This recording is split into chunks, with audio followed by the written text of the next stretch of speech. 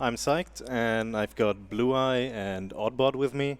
They will be helping me with commentary, so I can focus on the run and don't have to talk too much and explain the strats. So I'll run Celeste, True Ending.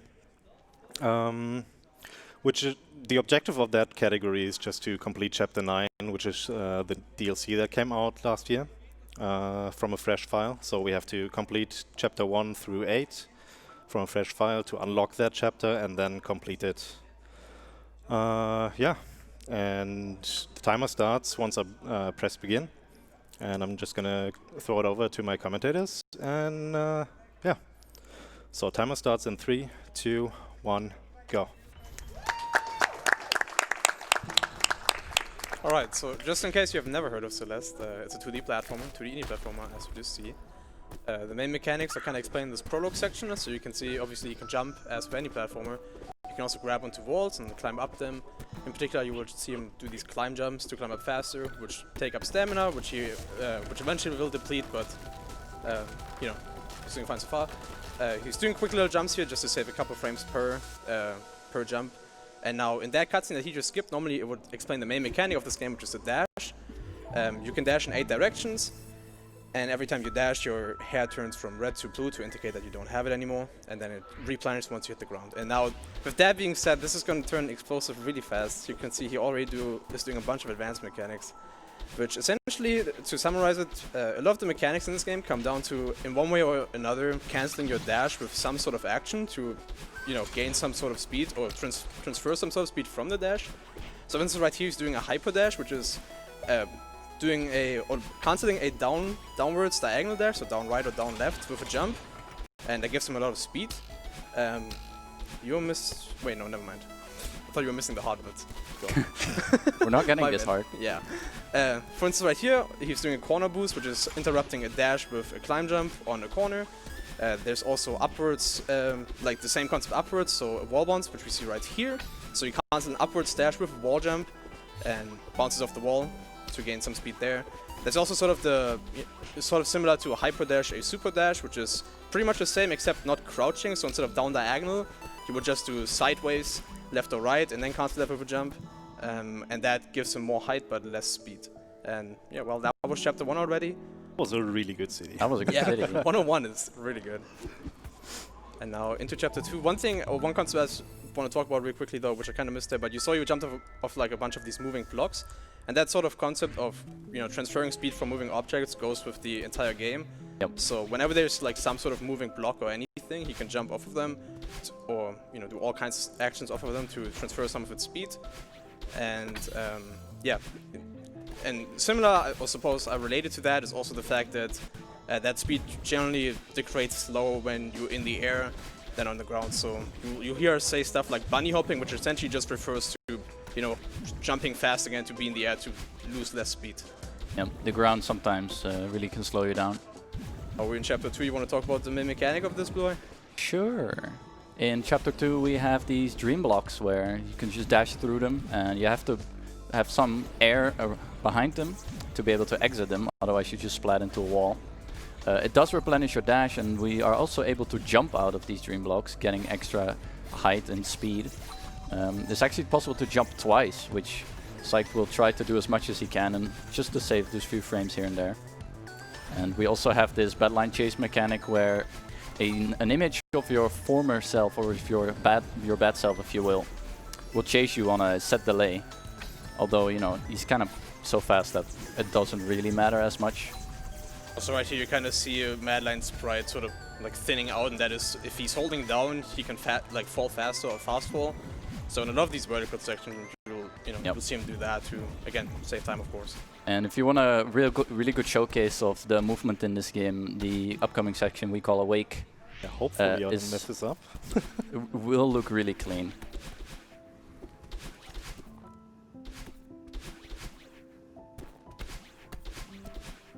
So there's also another concept that we haven't talked about yet, which is ultra dashing, which is just essentially when you have high speed and you do a down diagonal dash, not into the ground but rather in, you know, air. Yep.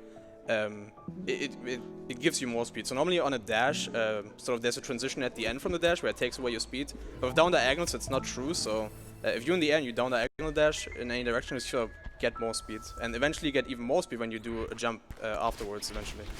Yeah, you can basically chain those together and call those ultras. And now we're into resort where really quick here he picks up a key to open the door. There's actually a bit of there's cycles there with the key, so he got the fast cycle there, which is nice. Really cool room here.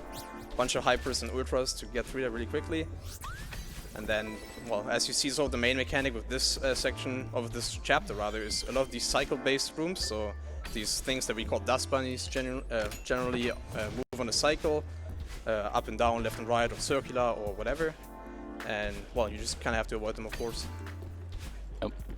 And since if you respawn after a retry or death, the bunnies already start moving, and then the cycle is actually different from when you would enter the room.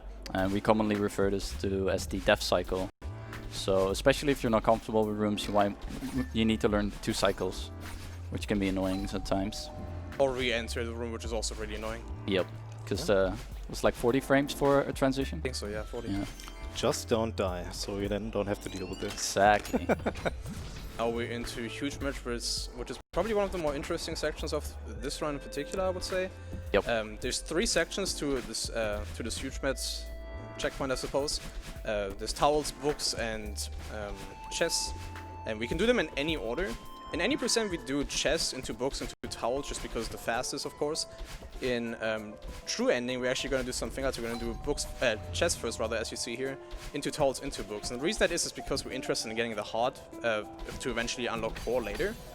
And there's a really interesting trick to actually save time after getting the heart if you do that specific order. So towels into books, where essentially what's going to be happening is when you transition a screen, the game puts your respawn position to the closest set checkpoint next to Madline, and that is true for every screen transition. And you know the way it works is, of course, for most screens they just put these checkpoints right next to the screen transition, etc.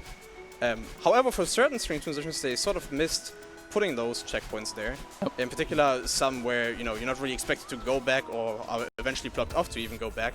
So what's going to happen here is Sykes going to make his way up here to the heart, and then he's going to sort of trigger screen transition and instantly go back, where normally there would be a wall eventually that blocks you off. But he can just make it through there then again, and then for that screen transition there's no checkpoint set, so it puts him up there to the left, eventually after the heart, where well, that happens to be the next closest checkpoint, and that goes instantly from the towel section to the book section and saves you one backtrip to sort of this main hub where you have to talk to this guy to unlock the next section. So we do a save and quit there, since you can do that faster out of the heart collection like animation, and it counts as a retry. And since the game is run on IGT, it makes no further difference. Now the entire section is cleared again. Normally you would have to talk one more time, but you skipped that, and with that we're done with huge miss. And we're not done with explaining yet, because there's another really interesting trick coming up. Yep. Called, well, demo dashing, I suppose, where essentially every circular hitbox in this game is actually not circular. It's rather like a dash horizontally through the circle, like through the diameter. So in other words, like horizontally those hitboxes line pretty well, but vertically they don't.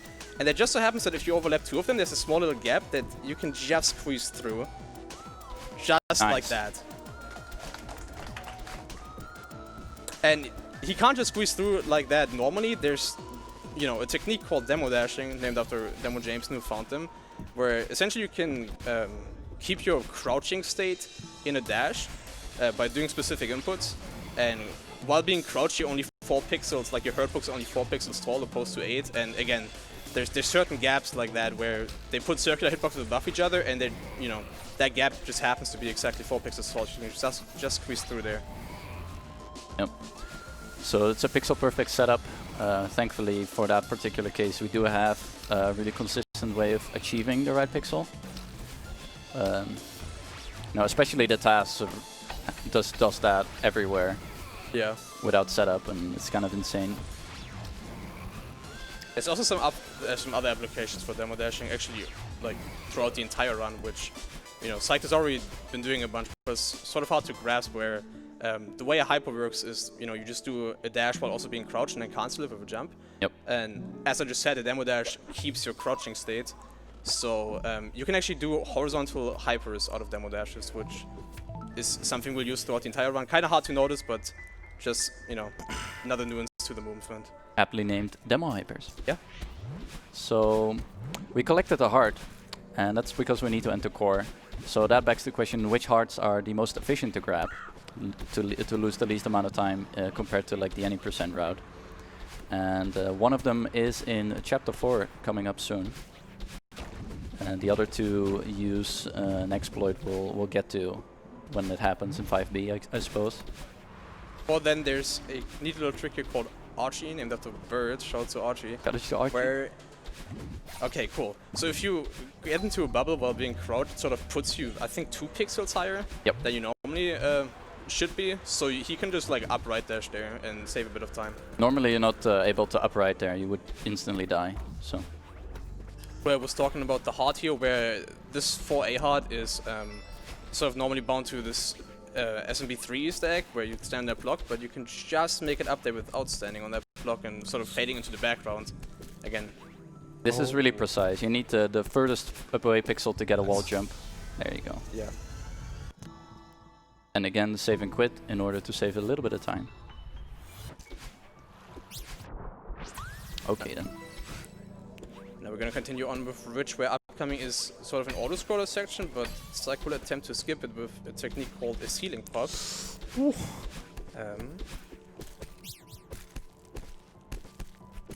Okay. There's a weird setup there that sort of depends on subpixels, so kind of thing to get, but... One more try. Let's see. That's like nice. Nice. So you kind of like, it looks like he jumps off mid-air there, which is essentially what he does.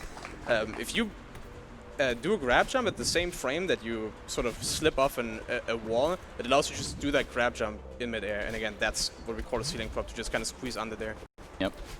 And it relies on subpixels, I'm pretty sure. So right before it, you saw him doing a climb jump to reset our subpixel position to ensure that trick works consistently.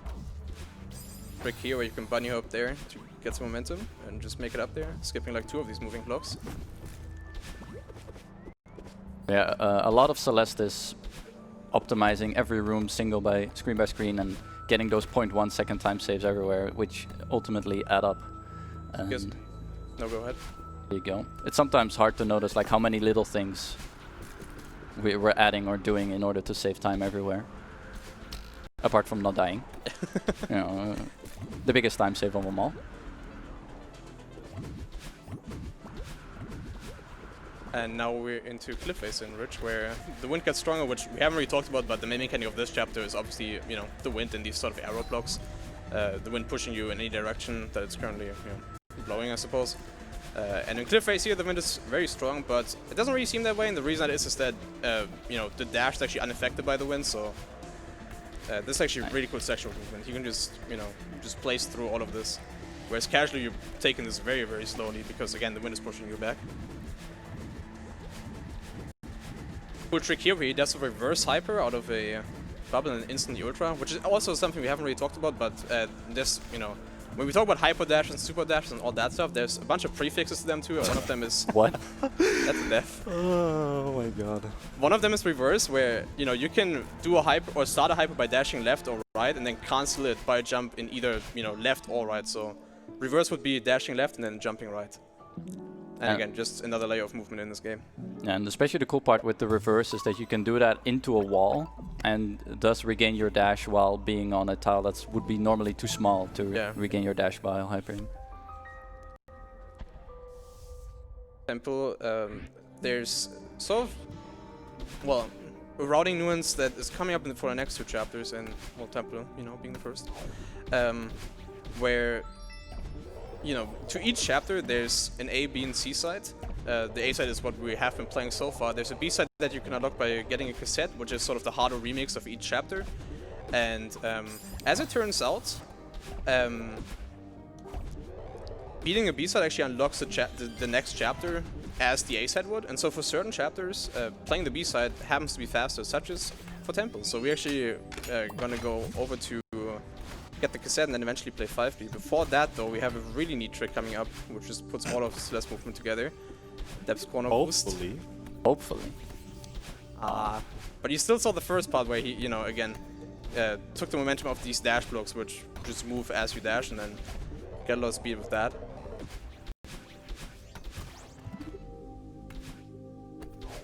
And eventually he'll make his way over to the cassette room where there's sort of these rhythm-based blocks, and so you might see him dash here a couple of times in like random random places, which actually saves in-game time. It doesn't do anything in real time, but for in-game time it actually saves. Well, it saves frames. I think 3 for each dash, because the cycles are based on sort of the tick, the music, but the in-game timer freezes briefly for each dash, whereas the music doesn't.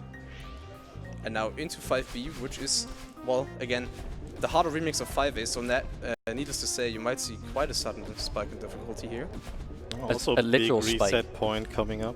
Because there's a lot of spikes here. Spike in difficulty, that's yeah, the thinker. It's the only thinker. So speaking of a reset point, what's coming up is a trick known, we like to call it the Central Chamber Death Warp. Yeah, CCTW. It abuses the same respawn mechanics earlier, but we need to hit a 2-frame window to fall back down. Right there. So normally the game just sends you up with a fixed vertical movement, and then you cannot fall back down into the room you were previously, but by hitting a wall jump on the first 2 frames of regaining control and making it a minimum height jump, you can actually fall back down. And as Blue just mentioned, that abuses the same mechanic that we saw earlier in 3A, where, again, they never expected you to take that screen transition, so they never bothered actually putting a checkpoint there.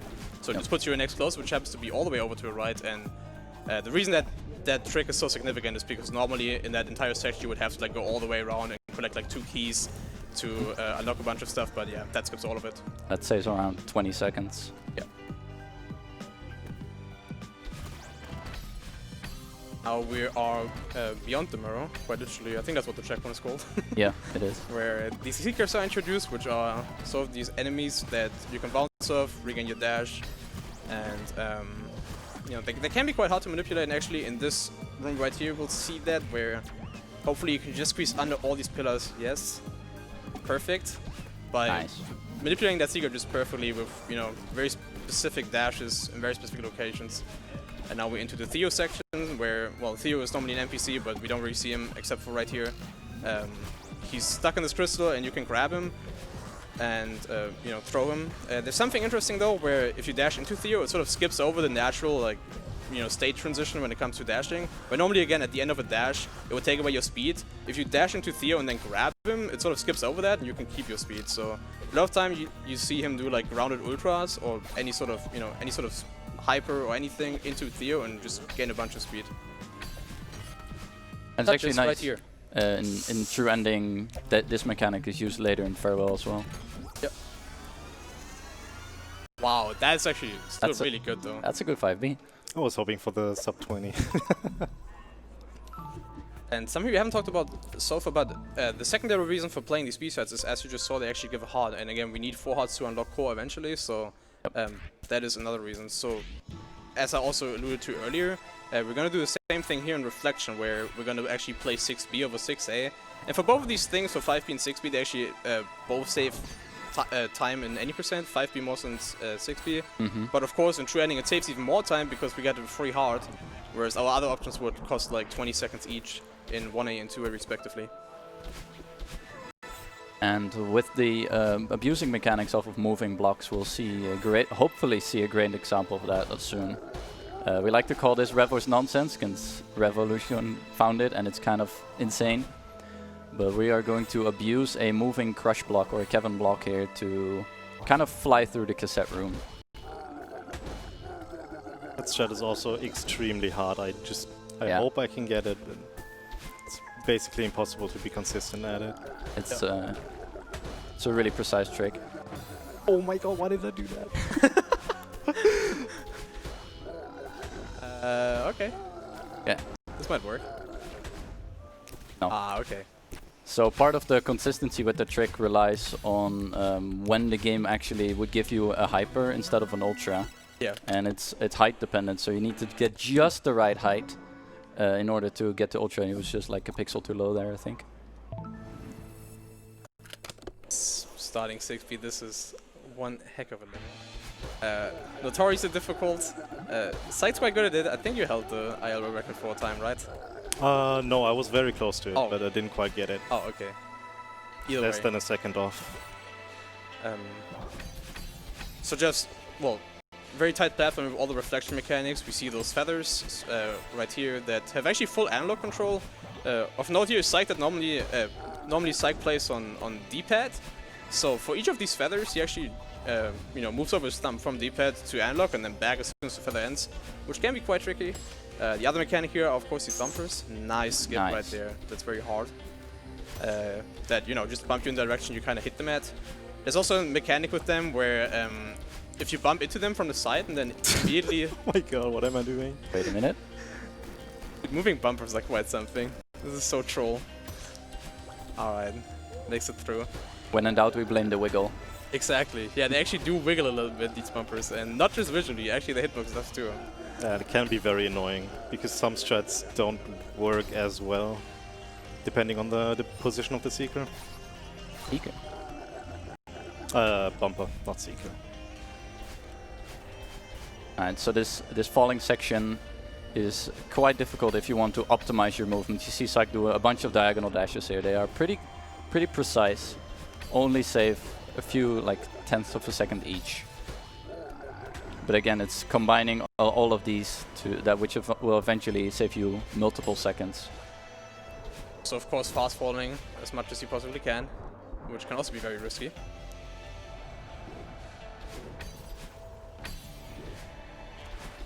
Doing a water boost there actually, where you can actually jump like twice or multiple times off of water and get more speed, so that's how he was able to go as fast in some of these water sections.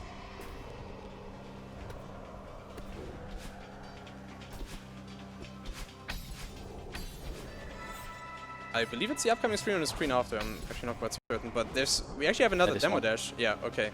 So hopefully you can get it. Nice, first try. So that's another case again. All these spikes you see, they're all these circular spikes that, again, their hit position is very like misaligned with what they actually look like. And if you put two of them together, you can just barely squeeze through in the little gap that their hitboxes have. So now we are in the badline fight sequence of Chapter 6, where the goal is to hit our opponent every time and make sure she pretty much opens the door to the next part of the level. And all of her attacks are predetermined based on which room you are in, but still managing the cycles and positions of, like, for example, this laser here.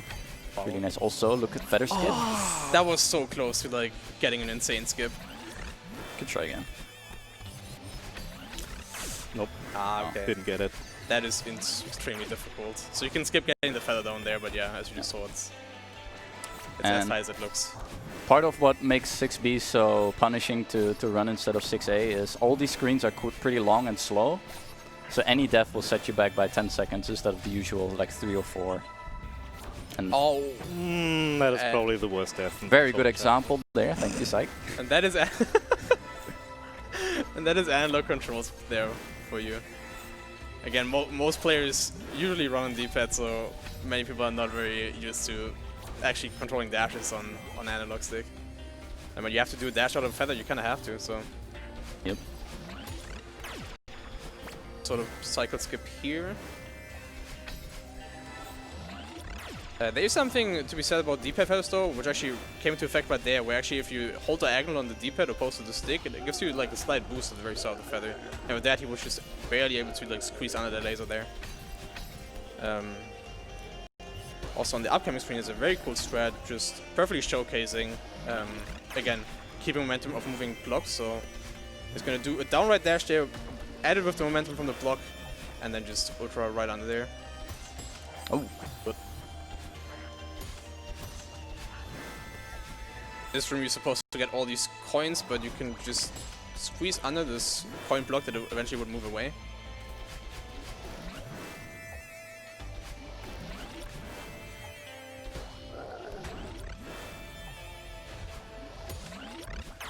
Oof. Very close. Now there's a very, very tight side. Oh. That was not it. It actually is slightly less tight on Death Cycle, gladly. But there's a very, very tight cycle at the end here that hopefully Cycle will get, but it's extremely difficult. Oh, nice. That was very well done.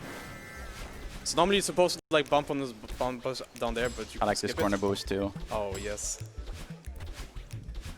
Nice. Wait. I might die. I might. Oh my god, this is like a pixel of death. Nah, we're chilling. We're chilling down there. Oh. Because you can die after collecting the heart if you fall out of the screen. Yep. And then you That get was sent actually really close. all the way back.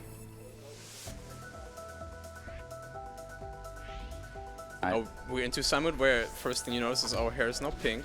Normally in 6A there's a cutscene that obviously we skipped because we played 6B, but it essentially just explains the mechanic where instead of having one dash, you know, per refill, now we have two. So after one dash our hair turns red, and then from red is blue as normal. So Summit is kind of the final exam level, if you will, where we will be going through all the mechanics from previous levels over again in order, starting on Reflection since we fell all the way down. And then we'll go through chapter 1 through 5. And thankfully we don't need any hearts to collect anymore, we have 4, so we're good to go. I do believe we have time for a donation if you have any to read. Definitely, definitely. We have $10 from Monoggle without any comment, but thank you very much for donating. I also want to mention that if you donate, you can put your money towards a bit more or incentive, and one of them is to shave Edenol if we reach 10,000k. We're currently less than 1,500 away, so we're getting really close. We've gone a long way, but we're not quite there yet. So I reckon we can do that before the end of the marathon. I believe.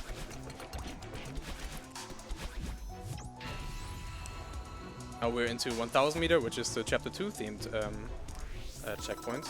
And Blue, I mentioned earlier in chapter 2 that we can jump out of dream blocks. Something that we can actually also do is hype out of dream blocks, which is even faster. Previously it wasn't really viable because the hyper will take away your dash, so you know, normally you would want your dash after the dream block. But now that we have two dash, it's actually way more viable. So right there you saw him do one, and upcoming in the screen after this one, there's 3 dream hypers in a row, and those are actually quite a tight input. So right here's one, and then right here's one, and another one, and another one.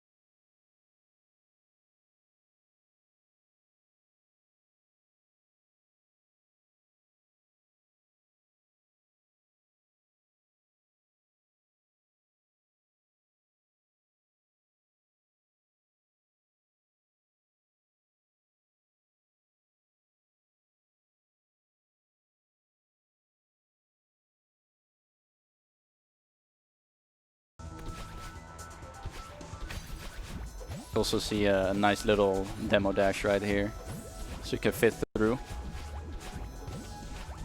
So you get a hyper after, which is quite nice. 2.5k, the second to last section coming up. I think very, very difficult, probably one of the most difficult sections of Summit. The corner boost right there to just barely squeeze some time out before getting to red bubbles, and then you can make it all the way through there with some speed. And talking about speed, in the upcoming room, you can get a ultra just like that and squeeze through all of this. And now here in this, in sort of this section, you're normally supposed to go all the way down and grab a red bubble to go all the way up here where the key is, but with like 2 very precise jumps there. Oh, I guess not that precise, but you know, jumping off spikes. Kind of precise. Jumping off spikes. It looks precise. They're doable. You can skip that. And talking about skipping things, upcoming we have door skip, where we can just barely squeeze under 2 doors that normally you would have to activate buttons for, right in this screen. So you see the first button up there would activate that door, and the second button there. And both are absolutely unnecessary, so you can just go under. Gotta get that time save.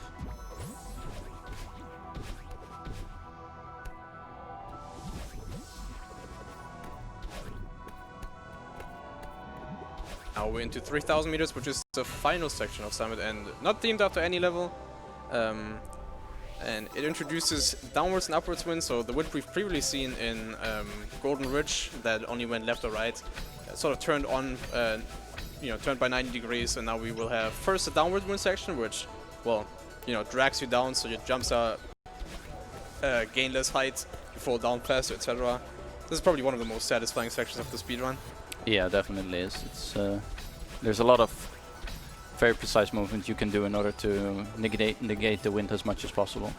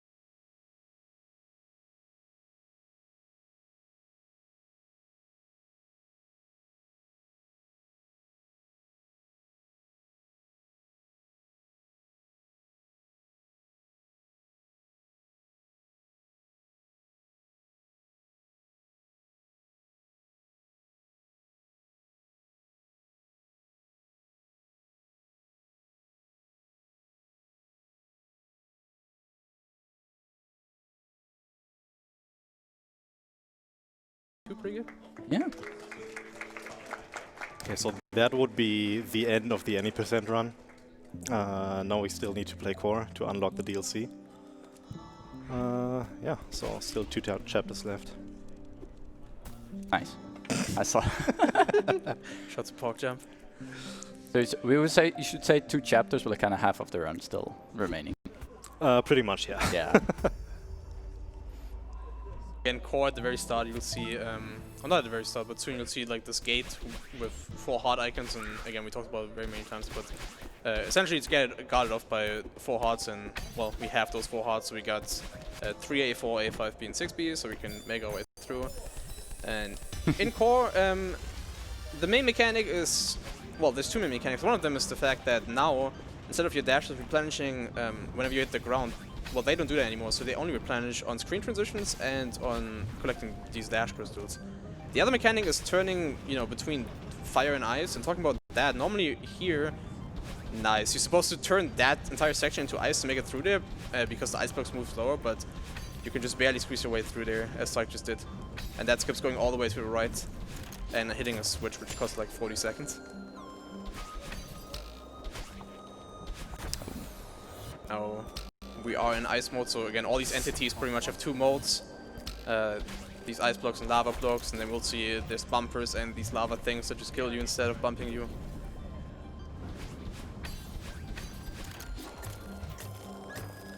Yeah, so everything about core is trying to get the most efficient dash as possible. Right there you saw that we saved the dash in order to hyper through the transition, and trying to, you know, find the most optimal way is kind of the deal here. Nice bumper. Here's a hyper. Oh. Alright. Get another chance of seeing it. Yeah, kind of dangerous to go for this. Aww. Okay, whatever. Yeah. I'm not gonna go for it again. It's a very tight input, but he was trying to get a hyper off of a dream block there, which, you know, given that it's same idea, vertical, it shouldn't really work, but you know, based on how the game is coded, and especially when it comes to Coyote frames, it actually does work. But yeah, very tight input, so. That was something. Nice. I've never seen that back up. Nice. Yeah, the death cycle, I'm not really used to that. So. Yeah.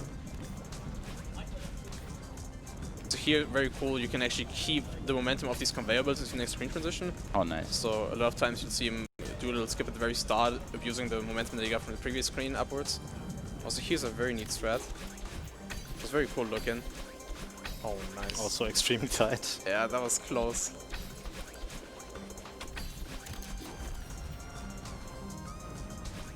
So in this like section, the lava is slowly chasing you, but where's the lava? I don't see it anymore. we're kind of outrunning it most of the time. And another good example of conserving your dash all the way through the screen where the game did not intend you to is right here. You can like just go up at the end. Here's another one of those keeping conveyor belt momentum through the screen transition. Also this strat being found like a week ago. And now, I think we're getting close to being done with core, and for a while there's not too much to talk about, so if you have like 1 or 2 donations, I think now's the time. Yes, no problem. We have a $50 donation from No Regular, without a comment, but thank you very much for the donation. We also have $15 from Zastra saying, save Edenol, shave the children. Oh wait, it was the other way around. Greetings from Germany, keep on going ESA. Probably 1 more. Alright, we have $15 from Cynical Nicole saying, it's a shame I had to leave yesterday. Wish I could have seen this run and bought Edenol in person. Thanks to everyone making this winter amazing while I was here though, less than 3. And actually I was grossly wrong in estimating how much time it would take. You probably have time for another one. That's fine, that's fine. We have $40 from Dagas saying, greetings from South Carolina. Happy to support another awesome cause represented by the speedrunning community. Cheers. Onto the cassette room, there's a neat little strat here, with again conserving a dash, which is a very fast cycle, and then we're into the final room of core, which shouts to Vive for choking all the time on, where there's sort of space mechanic, I suppose, so you're just very, very floaty, and the screen actually wraps top to bottom. So let's see how many ultras you get here. Oh, that's not a lot of speed. You can make it all the way to the hot there, but it's very difficult. Alright. So Farewell's coming up, which, again, we already talked about in the very intro, but this is the DLC chapter that they released, what, like September? Also, what is your file time right now? I'm kind of worried. Worried? Why? Oh, okay. Nah. I thought you wanted like a hot pace, but I mean, it's really good. No, it's still a good pace. It's really good. I think PB's Yeah, PB is dead. Yeah, I was thinking for a sec. But anyway, yeah, Farewell is a DLC chapter, and they really made this very, very difficult. So it actually expects you to use a bunch of these advanced mechanics that the base game doesn't really expect you to use. It's also extremely long. So, you know, assuming this goes really, really well, it's probably like 16 to 70 minutes. Realistically, with just how difficult this is, you probably can, you know... This can fluctuate a lot. It could go to 20 at any moment. Yeah, I'm just hoping that I get sub 20. So one of the first main mechanics we see of this chapter is these sort of double crystals, these pink crystals, which, you know, normally now in this chapter you would have a single dash again, but whenever you pick up one of those dash crystals, you get the double dash. Yep, and we have a single dash because story reasons. Yeah, that's about it. Yeah. These pufferfish you can bump down, and then they sort of act like bumpers, where you can bump into the side of them and they explode you. And just like bumpers, you can, well, bumper boost, aka fish boost off of them. Which I'll explain just after this screen, because this is really sick, where you get a super dash eventually off of a moving block right here. That's so neat. But yeah, you can bumper boost on bumpers and fish boost on these fish by essentially just holding the opposite direction when you dash into them, and it gives you like twice the amount of speed. So we'll see that a lot in this chapter. So right there, for instance, there was when it gets way more speed than you're normally intended to get. Or there's another one. And this this first checkpoint called Singular is really technical. If you want to like start out in Farewells, it's it can be quite simple to do everything like, casually, if you will. But if you want to optimize your movement, these fish can be annoying. Deceptively difficult for sure. And now we're into Power Source, where there's two routes, and Site's gonna go the bottom route, which is just so sick. We'll see the first jelly ultra right here, where these jellyfish, they kind of make you floatier, and you just with Theo, they sort of skip over the natural like dash transition. So if you dash into them, you can just keep like all of your speed. So right here, we'll see a perfect example of that. There you go. Just keep all the speed. And talking about keeping stuff, he really wants to keep this jelly for an upcoming skip here in the main hub of Power Source, where normally there's this whole section where you have to, well, first go all the way to the right and like activate or get a double dash to activate this or deactivate this power box, but he just barely gets up there with a jellyfish by chopping it and then in mid-air dashing up into it again and grabbing it again. Called a Jellyvator, very tight tech. And then now you're supposed to get all these keys here, five in total, to actually get through this entire section, but we can do a key skip here, which is quite something. Let's hope. Very okay, nice. I'm really glad I got that. Yeah. So that skips like what, like 2 minutes? At least. Probably, yeah. It's the biggest skip in the run. And on top of that, it's also very, very hard and very you lose a lot of time if you miss it. Depending on where you die at key skip, it sets you back probably around 45 seconds. Yeah, roughly. Alright, so right here we are in Remembered, and the jellyfish are the main idea here. Also, nice gap there. And one thing with these jellyfish, as Tyke will show you again, is that the timing of when you grab them actually determines how much height you can get off of them. So a lot of these skips, if you will, are relying on grabbing the fish late instead of just holding grab right away. Also bears the risk of not grabbing the fish at all. Yep. But it's faster. There's also some nuance to like actually moving with the jellyfish, and that you can hold up and down to like, you know, change like your trajectory. Also, you can barely make it through there. But here, for instance, you would have to like hold up at a certain point, because up makes you fall slower and down makes you fall faster again. Nice. Nice. That's a cool backup, actually. Yeah, so you can screen in the run. you can quite easily like manage your movement with the jellyfish. Also, sometimes at the end of screens, you'll see him throw the jelly in the opposite direction. It just gives you like a slight little boost. So if you, let's say, throw the jelly to the left, you know, you get a boost to the right and the other way around. It's also to not run into the jelly when you climb up, honestly. Yep. That's right, there was another good jelly ultra. Come on.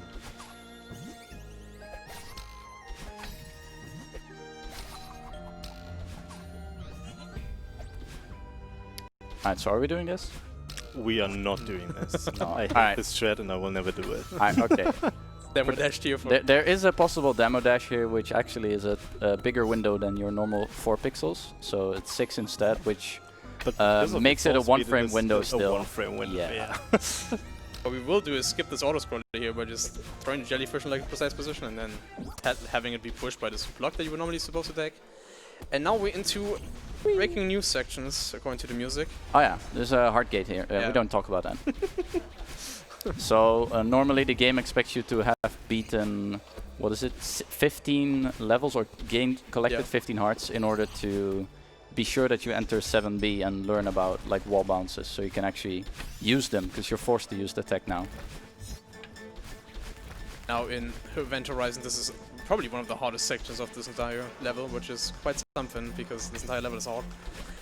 Upcoming is one of my absolute favorite techniques, called binoclip. Here we go. Okay, so it's nice. Oh, I didn't get the coin though. I didn't get the coin. But pretty much you can use this like watchtower that's supposed to like let you look ahead and like plan out, you know, how you want to beat a room. Ooh. You can use it to like scroll the spikes of screen, and as it is, these spikes screen just, you know, can't kill you when they're off screen. Yep. Okay. Yeah, I got this in the practice room a lot, but we get the idea. That's all that matters. It barely saves any time anyway. It's definitely swag more than anything else. Anything that's off screen does not have hitboxes active, so they cannot kill you. Yep. So yeah, again, hyper dashes or wave dashes in particular, and wall bounces are mandatory right now.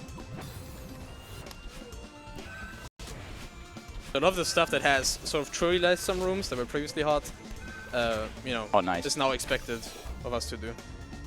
Also, very cool skip here where you can just grab onto the very bottom of that to actually make it under there.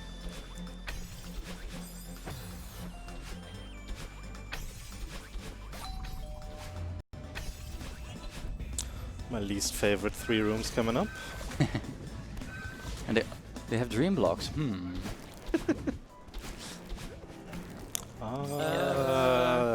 I jumped too late off the side of this crumbling block.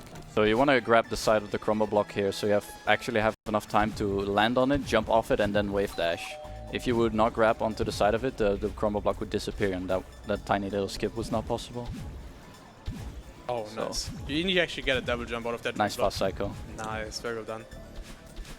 And that double jump out of dream block, very tight. And this room is... I've seen a lot of people struggle here casually. Because you have to time 2 wall bounces really tightly. Ooh, madman for going for that setup. What is that? Huh? I don't know, it's... that's one hell of a timing setup, but I mean, you do you. I was very late on my Okay. on my usual setup. I barely even made it. Full skip here, where normally supposed to go to the left there, to the right there rather, and get a feather, which he's not gonna do. What he's also not gonna do is at the very bottom here, he's supposed to get like these double dash crystals, but no! Oh, I missed it by like a few pixels. So by fast falling and you know, staying alive, you can actually catch up to this block and wall jump off it. There you go.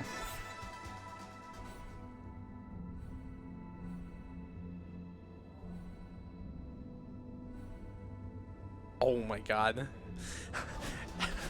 Not even close. That was a close feather. Oh, really? Yeah, you died there, it's like 30 seconds. It happens so much you just zone out during that section and you don't expect to die. Yeah, I guess. Definitely happened. Oh yeah. This is a cool room.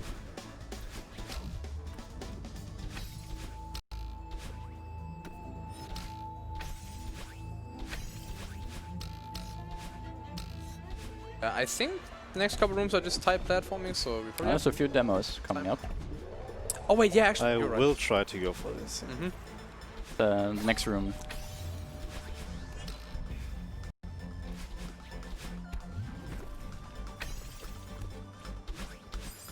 A little bit too low.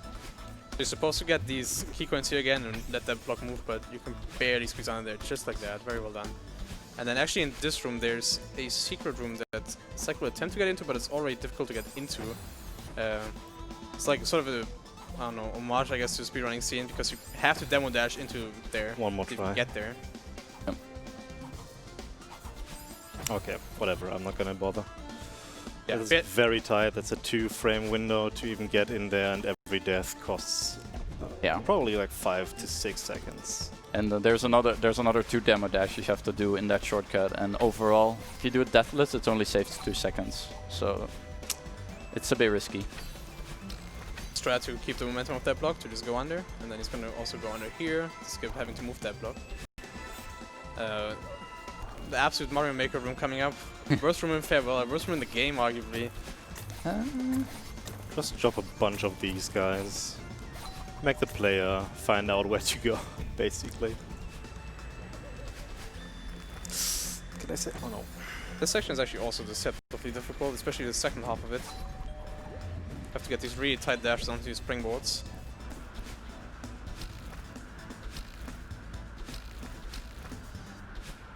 Okay, so now we're making our way over to the end of Determination, which is this checkpoint. And so before we get to the next checkpoint, I think you have time for a donation or two. Okay, we have $75 from Bruno Fightmaster saying, long-time watcher, first-time donator. This Celeste run is insane. I've been loving the marathon all week and love what you're all doing. Shoutouts to runners, tech crew, and everyone who helped make this marathon happen for a great cause. And we also have a $300 donation from Rusix. Simply saying, we must achieve Baldenol. And with that, we're less than $1,000 away to make that happen. So let's get that final push going. Alright, so the next checkpoint, called Stubbornness, requires some, some auditory assistance, if you will, because every single room here is based on rhythm cycles, as you can hear in the background music. And sometimes more than 2 blocks, in this case 4. So again, will be those extra dashes save 3 frames per dash, since the music is what determines the cycle, not the game itself.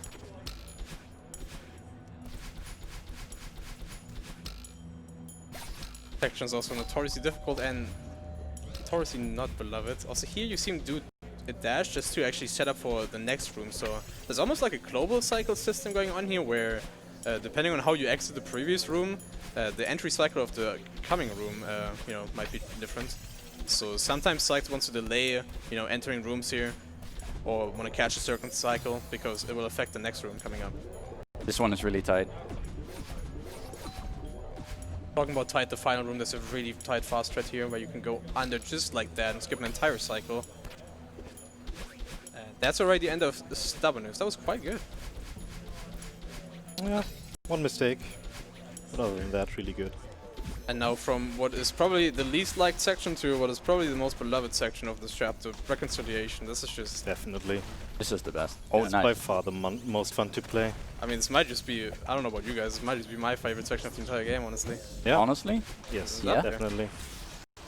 So, we have this mechanic here where previously we had Badline throw us up, now we also have this bird that throws us sideways, and these two are sort of combined in this level, which is, make for some really nice movements. We also have these power boxes that we have to dash into twice to deactivate the power on certain screens, and of course a lot of jelly movement too. Also one slapper of a soundtrack. This song is so good. It slaps. Absolute banger.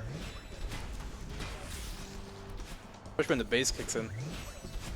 Shout out to Lena Rain.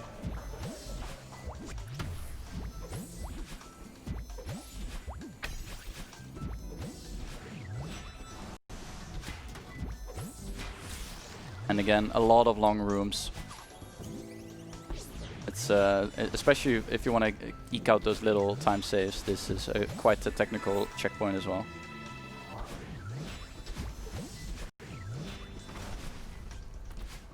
Cool little skip here where you can squeeze through there and then squeeze through there again, and eventually catch a faster cycle on the end here.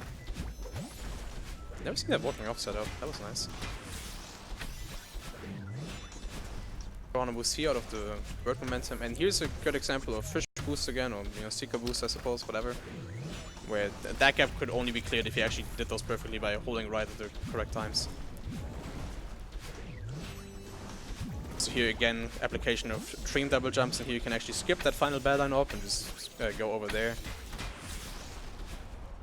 And this room has quite a tight cycle we want to catch at the very end. Cycle. It's There Wow. you go. It's really close. Well done.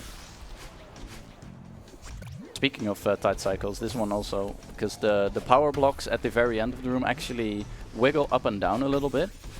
And if we time our movement correctly here, we can actually, at the very end, skip a cycle here. There you go. Wow. Well done. It's way too risky for how little time it saves. But Exactly. you're a madman. That is this checkpoint in a nutshell. So here there's this sort of auto-scroller section where we have to write these blocks for a while, but eventually we can actually break free and sort of do a little skip at the end here that Zog's going to attempt. You have to time this dash really well and get 2 dashes to finally clear that power box.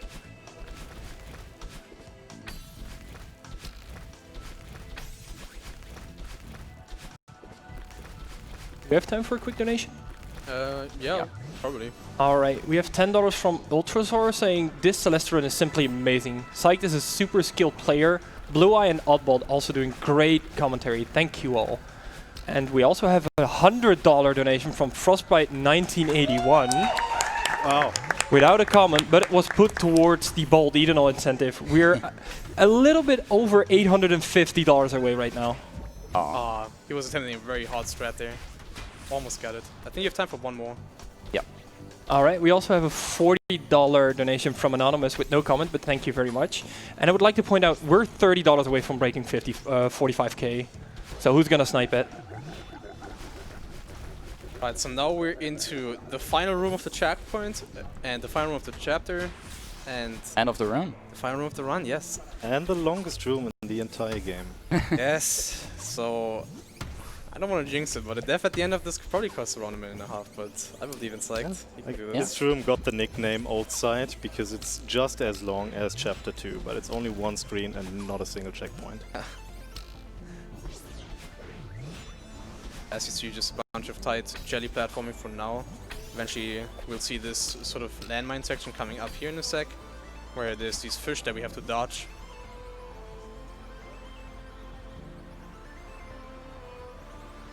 Yeah, and especially like the later few tiny skips people do in this room is kind of insane, honestly.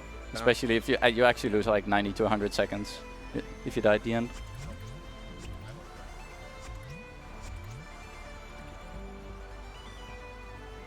Now we abandon our jellyfish friend. Quick little jelly there to save Goodbye, time, but sir. throw him into the coin there to activate that block.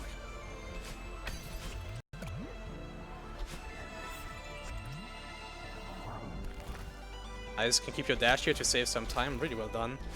And then, are you going for this? Yes. Oh my god, that's again way too risky for how much time it loses. You're a madman. Can hyper off that block to save some time that you would otherwise waste in the springs, and we can almost breathe. Almost. This is the final section and the climax of the run. Don't retry on the cutscene, okay? Don't pull a Nero. So time is when the timer enters green. So time. Time.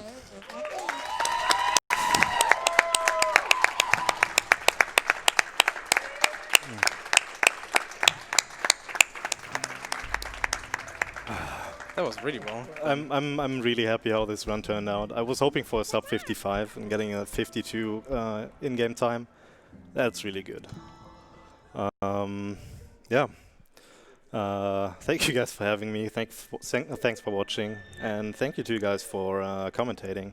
Without that, I couldn't have focused as much. So thank you very much. You did this really well. There you go. Especially considering going for some swag strats. Really good, really good time. Well done.